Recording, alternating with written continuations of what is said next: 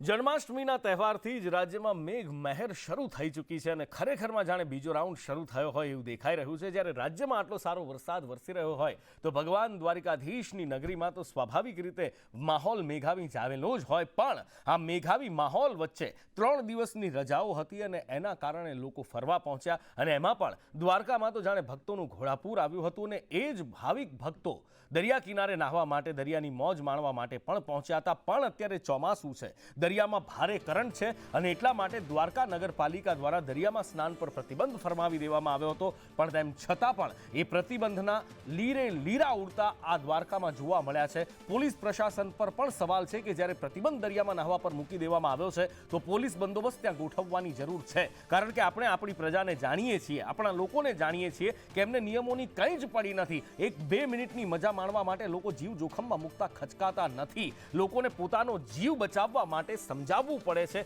નિયમો ઘડવા પડે છે અને એટલા માટે જ પોલીસ બંદોબસ્ત અહીંયા ગોઠવવાની જરૂર હતી, પણ પોલીસ પ્રશાસન ત્યાં પણ ચૂકી ગયું।